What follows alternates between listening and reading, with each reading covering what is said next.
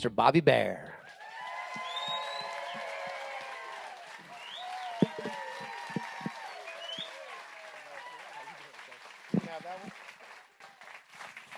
All right, have a seat there, sir. Thank you, thank you. How you doing today? I'm doing pretty good. I kind of got my sleep messed up. Gee, I wonder what caused that at 4 o'clock in the morning. No one else here had that, I'm sure. It was just that on top of when you get old, you know, your sleep acts funny. Yeah, I know, it's tough. But I'm all right. Good. And you got your shows in yesterday. What'd you think of those crowds yesterday for the show? Oh man, that was the greatest crowd. You guys are really lucky on this cruise because the crowd there was the greatest. I'd like to take them with me everywhere I went. You can applaud that if you're live in the room. That's Bobby Bear paying compliment to you. He'd take you everywhere. I mean it. Great people, right age. Identify with your stories, remember them. Absolutely. What's it like coming back to the country music cruise for you? Well, you know, you're doing it again. Yeah. The same thing, and but it's different. I mean, some of it you forget. I forgot. Let's see. We had to remind him he was on a ship. It was tricky. Actually, I forgot that the autograph session lasted as long as it did. Your kidneys are screaming. That's why I try to not do too long of a show. I did about an hour and a half yesterday. Yes, you did. But yes, you did. But I'm sure that a lot of my counterparts sitting out in the audience, their kidneys were screaming. I usually close my show with "I gotta pee." Is that your new hit single? Is that what that is? Yeah. Well, I've got to say, first and foremost, an hour and a half, 90-minute show is impressive on its own. A 90-minute show is very impressive. 2 90-minute shows in one day with only an hour and a half or so in between. Most of the newer artists can't and won't do that. So I applaud you for that, sir. Actually, the truth is that I didn't know it was going that long. I really didn't. The audience is so receptive, and I didn't know it was lasting that long. And if I did, I'd probably still done it anyway. There's something to be said for being on stage and having a crowd that is really into what you're doing, and they're responsive, and they're clapping and cheering and singing along. And I'm sure you almost don't want to get off stage at that point, like you said. Yeah, but the opposite side of that is having an audience is not too responsive. That's it seems like 15 minutes would be 2 hours. Yeah. But I was fortunate yesterday. I don't think you were fortunate, sir. And I say that because I've had great entertainers come off and say to me, "Wow, that was a great crowd." And I agree to a certain extent. There is such a thing as a great crowd. But I also truly, truly believe great entertainers create a great crowd. Well, you're probably right. You're probably right. And he's a humble man. He's a humble man, Bobby Bear. But these are people, you know, in the right age group, and they understand my jokes, and they get it, and they understand my songs. Yeah, it's got to be the first time you ever walked on stage. The first time, think back. High school. High school. Okay, so we're going back to high school. First time. What was it? Butterflies? Were you nervous? Were you anxious? What was the first emotion? Do you remember? Well, I was just having fun. I entered a talent contest where you won a cake. You won a cake? And I walked on stage and sang the Shotgun Boogie a cappella. And then at the end, I did a pratfall.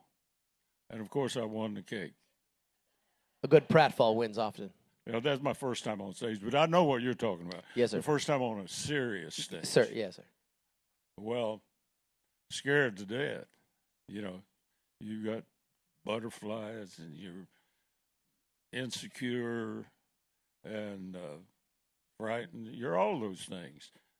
And as time goes on, you realize that the people out there are with you. They're pulling for you. They're not against you. And they want you to do well.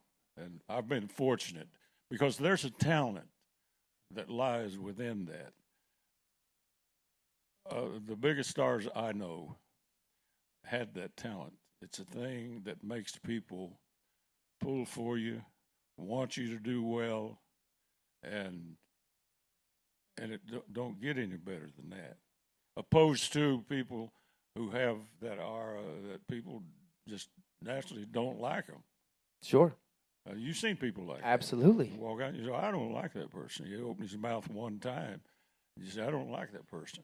And then there's people that you have met that you say, boy, he sure is nice. I like him. And I've been fortunate to be one of those people.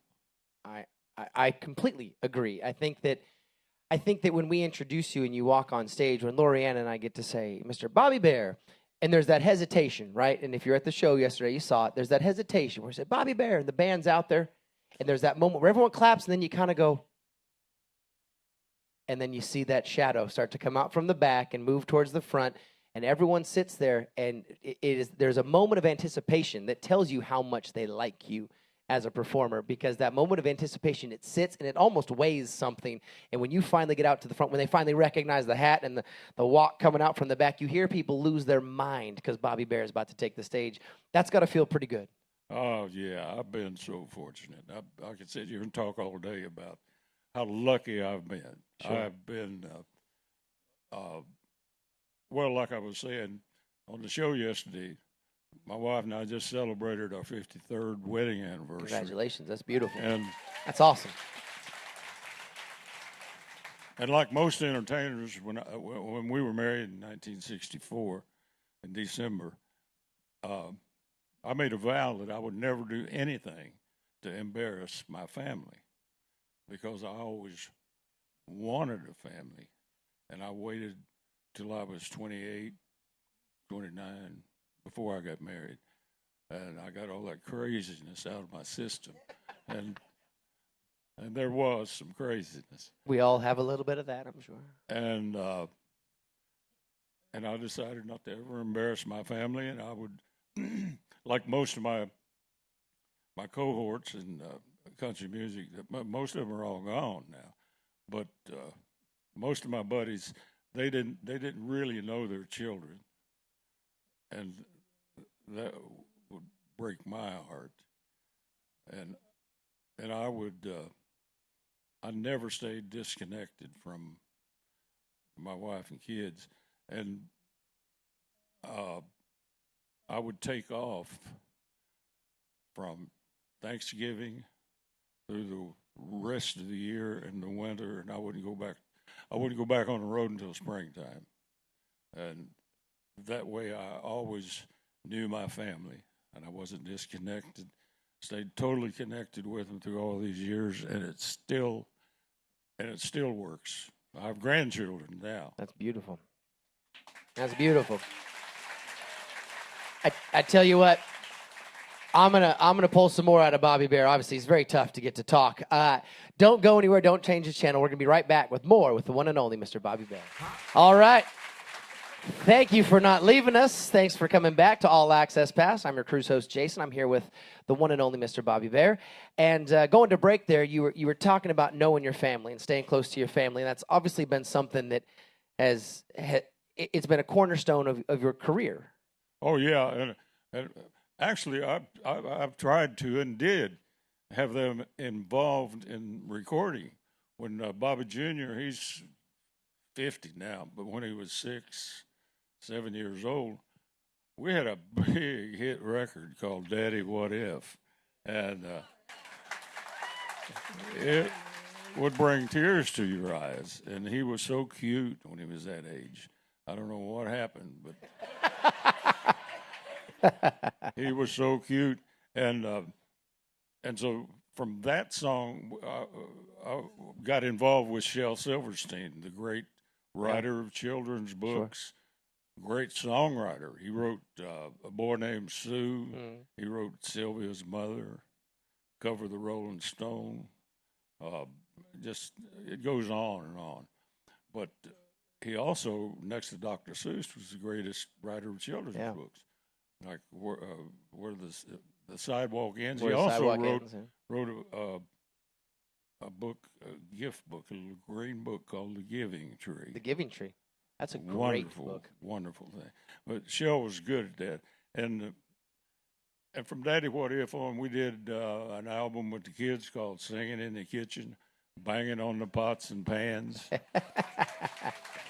I still get requests for that.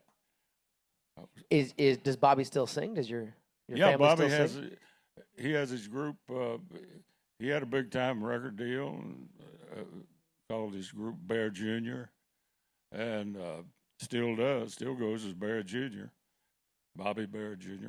He's now touring with a group called Guided by Voices out of Dayton, Ohio, and they're really, really remarkable. And, now, go ahead, please. Well, I was just thinking, he just took his daughter, just turned 13, and Bobby loves New York City. Being Bear Jr., he loves New York City. So he took his daughter to New York and showed her all the sights. She got to see the Empire State Building. She got to see Times Square. And my entire family, all of us, were sitting on this end, holding our cell phone, waiting for video updates, and it was of the trip. Crazy, and it was just great. And I have 7 grandchildren. 7. Here's a question I like to ask when I find out how many grandchildren. What do the grandkids call you? They call me Papa. Papa, you're a Papa. They call me Papa. My one granddaughter, I spoil them rotten. I mean, I As really a good do. granddad does, yeah. I whisper in their ear, if there's something you want and your mom and daddy won't get it for you, tell me, I will. Poor Bobby Bear Jr. Yeah. No control left. Oh, no, I have another son and a daughter. But one of them came up to me. I was laying stretched out on her bed reading a book. She came up and said, Papa said, I know why you're rich and you got a lot of money. And I said, why? She said, because you're famous. I said, well, that may be right. But those kids really trying to figure it all out. Sure. And, well, when I went into the Country Music Hall of Fame, one of my granddaughters came up and he said, what's this about the country music, the Hall of Fame? What is that? What does that mean? I said, that means that your papa is going to be famous forever. And when you have children, you can come to the Country Music Hall of Fame and you can point up on the wall at the plaque and you can say, that's my papa who loved me very, very much. And she said, her response was, I'm not going to have any children. I said, well, you can adopt. Tell your friends. You can adopt a child, and you can bring her over here and point up. How many dates do you do now a year? I don't know. Okay. I don't know. I don't count them like that. I do anywhere from 30 to 50. Still, that's a lot. Well, not really if you're working weekends. Sure. Maybe I don't do that many because it doesn't seem like I'm gone much. One weekend seems like 10 gigs. That's all right. That would seem like a lot of gigs. I mean, it's one thing I've recognized and I've noticed is the difference between today's stars and yesterday's stars. And forgive me for referring to you as yesterday's star. I don't mean any reference to you're not still current as much as you came up in a time where you had to work for it. You weren't just given fame. You didn't just get to release a YouTube video and have 12 million people see you overnight. I find that and as I've worked with Dancing with the Stars, I've worked with various organizations out there, and I found that the stars that came up the hard way, so to speak, or earned it, there is a work ethic difference that is phenomenally different. What is your thoughts of today's stars? Do you get to see many of today's stars? Do you have any of today's stars? Today's stars, they're committed in a different way. I mean, all the big stars we're talking about, like Luke Bryan and Kenny Chesney and all these guys, they're very much aware of their roots. Sure. They're without a doubt the biggest fans I've got. Blake Shelton and all those guys, they absolutely worship the old stars. But I think that's a testament to country music in a lot of ways. Yeah, absolutely. I think that it is a somewhat specific genre. So you came on the shoulders of the person before you. You know, the Luke Bryans, they wouldn't be stars if there was no Bobby Bare. Right. That guy agrees. You got some vocal cords. Yeah, too. he's got some pipes on him. He's not even in the room. He's down the way. Oh yeah. Well, the new country, of course, is young people doing what young people do. You know, they're stretching it and they're adding this and that. I was the same way when I came along. When Chet Atkins signed me up to produce my records, my very first thing to Chet was, I don't want to do what everybody else is doing. You know, I don't want fiddles and I don't want steel.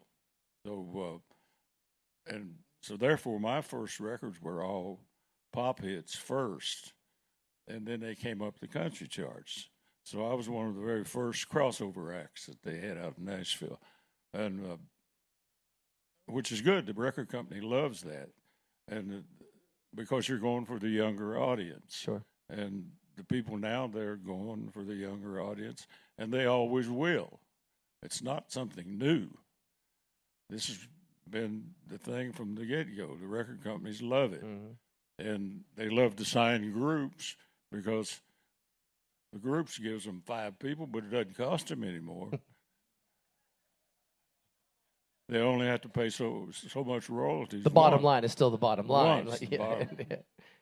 And so they can afford to spend $1 million to create an act that will pack arenas. Sure. And they're also getting part of everything everybody makes, the record companies, because let's face it, CDs are not selling anymore, and they got to make their money from music publishing, the arenas, live the concessions, and blah blah blah, and that would never happen prior to now, because when I signed up, I got 5% of 90%, and it was based on a record selling for $1. So I got 90% of $1, 90 cents. That other 10%, even though we're into to different types of records, it was based on the 1920s when they made these discs that you could look at them and they'd break. So that 10% was for breakage, and that carried through. It may still be in effect. Yeah, for digital music. Yeah, 10% for breakage. I tell you what, do not turn the channel, do not run away. We have one more segment with Mr. Bobby. We're going to go into the audience's questions, and we have some fascinating ones here. Don't go away. Be back in a moment with more with Mr. Bobby Bare. Thanks for not leaving us, my friends. Your cruise host, Jason, back again with the one and only Mr. Bobby Bare. And before we jump into these, I've got to say thank you first and foremost for spending some time with me today and with all of us today. I know you got other things you could be doing, and I'm sure we all appreciate you taking your time to come in here and answer our questions and be so honest. Thanks for asking me. I've done a lot of interviews enough to know that you are really good at what you do. That's very kind, sir. And I'm surprised that you're not on one NBC or ABC. I told you that earlier. They asked me, but I told them I had Bobby Bear this week, so they understood. They understood. They got to wait their turn. It's very kind of you, sir. Well, one of the things that's important to me when I do these interviews is in any entertainment, and you may not know this phrase, but there is what we call the fourth wall in entertainment. The fourth wall is the invisible wall that exists between an audience and an entertainer. So there is a proverbial wall between us. When you watch TV, that glass on your television is the fourth wall. When you watch a movie, you're not interacting with the performance. You are watching on your side of the wall, and the performer is on their side of the wall. It's an invisible barrier, but similar to what Mr. Bear said earlier, the best entertainers come out and immediately shatter that, and feel like you are a part of the presentation. You feel like you're involved. You feel like you can say howdy. You feel like you can say amen. You feel like you can sing along, and a great entertainer will tell stories, will tell jokes, will do things to make you realize and recognize you're in a live show. You're part of this presentation. Now, every single one of these that I do, it's important to me to break that wall immediately because we like to get questions from the audience. I may ask some stuff up here, but maybe I'm not asking what you want to know about. So we've gone out and about, and my lovely wife has collected some questions from you, and we're going to ask a few of them and see if we can't get some answers here from Mr. Bear. Now, the first question, sir, is from Beverly, who's all the way from Austin, Texas, and her question initially is about singing in the kitchen and Daddy, what if? And she follows it, which you already kind of answered. She follows it with, does your wife still sing? With the what? Does your wife still sing? No. She only sings in the church choir. That's singing. That is singing. But she doesn't do solo work. No more solo work. All right. Sherry, who comes to us all the way from Medford, Oregon, said, where is your favorite place to perform and why? Oh, wow. Well, it was a great audience here. I was just going to say, I'll give you $1 if you say this cruise. My favorite place to perform is and always has been the Ryman Auditorium. Ryman Auditorium. The sound in there is magical.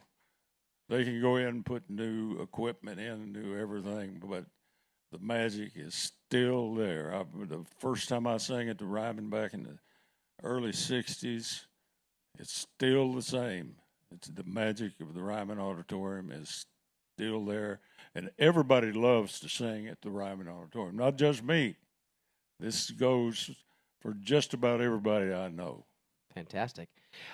Sherry follows up with, do you ever get to the West Coast? I haven't been there in a while. I lived there 10 years.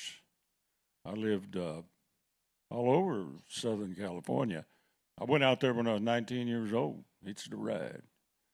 And did you literally hitch a ride? No. That'd have been a fun story, though. Yeah. I just hitched a ride with the guy. And the first people I met there were into country music. I met Speedy West, the steel guitar player, and he's the one that helped me along a lot on the very beginning. And then I became friends. We had a little group out there that since they're all in the Hall of Fame. We were nobody, you know. I met Harlan Howard, he's in the Hall of Fame, and his wife Jan, and they let me sleep in their bathtub. And I met Wynn. How kind of them. Wynn Stewart, Buck Owens, wow. And met Merle, because when Merle got out of the pen, he went to work playing bass in Wynn Stewart's band. So that's where I met Merle Haggard. And Buck Owens played on my first record. In fact, this is my very first record, was a song that Buck wrote called Down on the Corner of Love. Wasn't a hit, but I recorded it, and Buck played guitar on it, and Speedy played steel, and California, I would like to get back out there, but I wouldn't recognize none of it. Matter of fact, I was living in California when I decided to get married, and I'd lived there for a while, long enough to know that marriages cannot survive Hollywood. Impossible. And so I said to my wife one evening, we were out having dinner with her mom and dad, and I said, I think we should tell your mom and dad that we're going to Nashville and get married and live there and join the Grand Ole Opry. And so we did. And If it's only that easy for everybody, right? I think we're going to get married. I think we're going to go become legends and one day become Country Music Hall of Fame. What do you say, babe? Shall we? Yeah, let's do it. Let's do it. the first date I ever had with my wife, a real date, Sir. other than, do you want to go get something to eat? Yes, sir. First real date was the night I won a Grammy for Detroit City.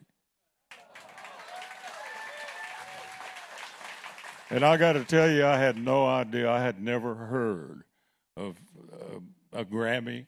I never heard of none of that. I didn't know what I was going for. I just went because I was invited. And it was at a place, one of them big hotels in Hollywood, in the big room. And I sat with Lauren Green. I sat with Dwayne Eddy and his child bride. She's about 17, Miriam, who later became Jessie Coulter. And it wasn't even televised. It wasn't on television or nothing. And since then, it's become a big, big deal. A little bit. Yeah, just a little bit. People that have them are usually pretty big deals. I don't know. Maybe it's just me. Anne, who comes all the way from Fredericksburg, VA, says, what prompted you to get into the music business? And how old were you when you decided to, in all capitals, go for it? Well, since I was a child, I listened to the radio, and from the time I was 6, 7, 8, 9, down through there, I knew every song on the radio. I could hear it once and learn the lyrics. I was pretty bright. And I knew all these songs.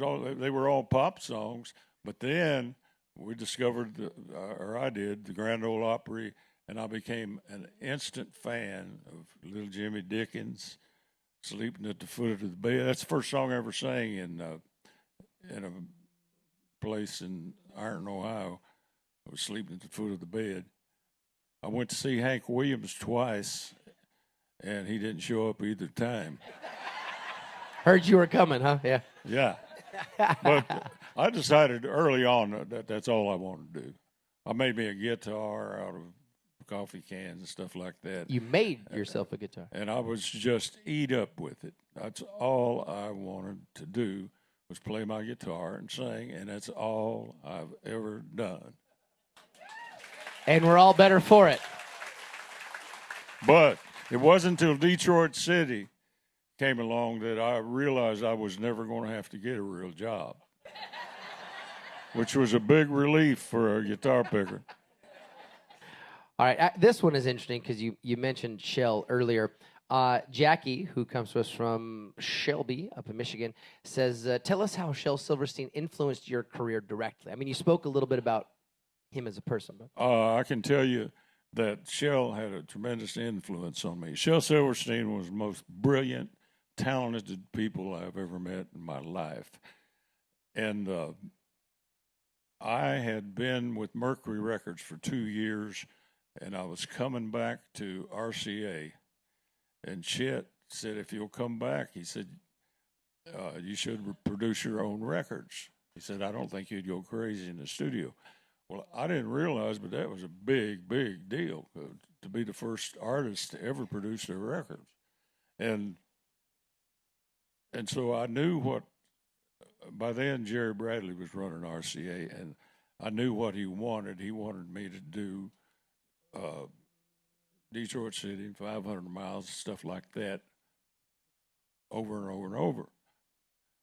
Well, I did. I recorded one really good record that got up to number 1 or 2 called Ride Me Down Easy. And then I was looking to do a concept album. And that's an album that means something. You know, it's not just a bunch of rejects. Random songs. Yeah. So it's got a thread running through it that ties it all together. So I was looking for one of the great songwriters in Nashville, Harlan Howard, Hank Cochran, those guys, to write me a concept album Well, they wasn't geared for it. As a whole, they were geared for somebody had one song they thought would be a hit, and somebody had two songs they thought, but nobody had an album, and I couldn't get anybody interested enough to write me a concept album. And one night I was at a party at Harlan Howard's house, and Harlan, being the great songwriter that he was, had every great songwriter in the world there. I'm talking about Chris Stofferson, all of them. Shel was there. And I told Shel my dilemma. I said, I can't find anybody here that has a concept album, and they're not willing to go to work and get one. Anyway, this was on Saturday night. Monday morning, I got a call from Shel in Chicago. He was living at the Playboy mansion. And yeah, he was tied in. So life was rough. Shel helped Hugh Hefner create Playboy. And I got a call from Shel, and he said, I got you an album. I said, great. When can I hear it? He said, how about today? I'll fly down there from Chicago. He did. He flew down, started singing me songs for this concept album. He had written a song called Lullabies, Legends, and Lies that tied the whole album together. And he started singing The Winter. Mm-hmm. So funny. I was laughing so hard I have to make him quit. My head was hurting. And he was singing Marie Laveau, Daddy, What If, all those songs were in this one album. So I said, well, I'll go in the studio and give it a whirl. And I went in the studio and did 2 or 3 of them one day, and it turned out so good, and I had so much fun. I called Shel. I said, let's do it. So he came to Nashville, and I did a double album. Called it Lullabies, Legends, and Lies, and it had Daddy, What If, The Winter, Marie Laveau. I mean, everybody was really happy. However, Jerry Bradley, who was running RCA, told me that if he had known what I was doing, because this was far out. Sure. If he'd have known what I was doing, he'd have stopped it. But there's another story that goes with that, why he didn't. It's a promotion guy from RCA in Atlanta got an acetate copy of that, and he was an Italian, very emotional. He played Daddy, What If, and it affected him so much that he took the acetate copy, the record wasn't even out. He took it to WSB in Atlanta, which at the time was the biggest radio station in the South. And they played that song that I did with my little boy. And the phones lit up and the whole world exploded. And they were forced to release that. And now when they did that, they committed themselves to releasing the whole album. And so I got the album out because of that. Hey, there's way worse reasons to get an album out, I think. Everett Thompson comes to us from Kansas, says, what about All-American Boy listed by Billy Parsons? Was that intentional or an accident? Well, actually, it was both. I was drafted in the Army in '58, November. I was to go in. I was living in California, and I went down to L.A. to take my physical. I didn't think I'd pass it, but I did. and so I got a little extra time to go back to Ohio, where I'd registered for the draft. And I had 2 or 3 days, and my buddy Bill Parson, who was a real person, I just gotten out of the Army, and he was a singer. And at the time, you know, my oldest best friend. And I said, well, if you want to succeed, you're going to have to cut some demos. So we went down to King's studio in Cincinnati, which was a great studio. It's where Hank Williams did the Lovesick Blues, by the way, King's studio in Cincinnati.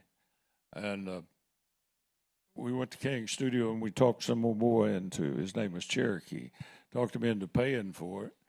And he owned a bar, and we went in the studio to do a thing on Bill called Rubber Dolly, and I was playing bass on that, And by the time we fooled around with that, the 3-hour session was over, except there was about 15 minutes left. And I said, hey, I said, I've got this song I've been working on. It's an old Talkin Blues. I want to put it down before I forget it. And so climbed up to the microphone. Somebody counted it off. We did about 3 takes. Real simple, you know, G, E, A, and B. And just bang, bang. I didn't even hear the playback. And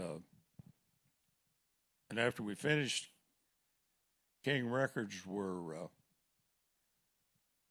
they were revamping the studio, and they couldn't make copies, so they sent him down to Harry Carlson at Fraternity Records in Cincinnati. I'd never heard of Fraternity Records, and Cherokee took it down there. And in the meantime, me and Bill, we got the band off the streets in Dayton, Ohio.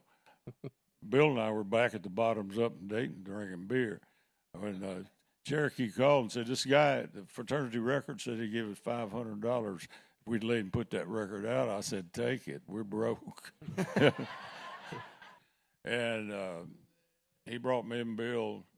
He gave me $50, gave Bill $50, said the rest of it I got to put in the bank to cover that check I just wrote. It was kind of a shaky deal. And sounds pretty straight up. So as far as I was concerned, we took the money and ran. And then I went in the Army. I was in basic training, and I heard the record on the radio. John R. was playing it on WLAC out of Nashville one night. And I said, hey, guys, I said, that's me. And they said, oh, Bear, go back to bed. We got to get up at 4 o'clock in the morning. You're dreaming. But Bill called me up, and they had put his name on it. They said, who's that singing? You know, there were 2 cuts. There was Rubber Dolly, and there was the All-American Boy. Well, I was just talking the All-American Boy. So the guy at the record company was really loose. Said, who's singing?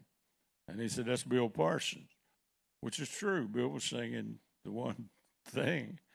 So he put his name on the record, which is the way they did it back then, and put it out. And I heard it on the radio. Bill called me, and he said, Bear, they put my name on that record, and it's gone crazy. That was back when you could ship a record on Friday. They'd get it on Saturday. They'd start playing it on Sunday. And by Monday, it would be the biggest record in America. Well, that's exactly what happened. Bill was scared to death. He said, they want me to do Dick Clark's American Bandstand. They have a party planned for me at Tooth Shores Restaurant in New York City. And he said, hell, I don't even know that song. And the thing is, it was a talking record, and even if you did know it, you couldn't lip sync it because singing is easy, but talking you can't lip sync. So he did American Band. I told him, I said, I'm in the Army, Bill. There's nothing I can do. Can't help you from here. Yeah, I said, just take the money and run. I said, buy you a car or something. And so he did. He did American Bandstand, did a horrible job of lip syncing my voice, and went to the party in New York. And he did one tour. He was on. He did the last tour where the Richie Valens and the Big Bopper and those guys got killed. Yeah. And Bill was on that. As a matter of fact, Waylon told me that's the first time he ever heard my name because Waylon was on that too. He was playing bass with Buddy Holly. Buddy Holly. Yeah. He said, first time he ever heard my name, he said he went up to Bill and said, hey, Bill, he said, that's not you singing that song. And Bill said, no. He said, who is it? And he said, that's Bobby Bear. He's a GI in the Army out at Fort Ord, California. And so that's my story.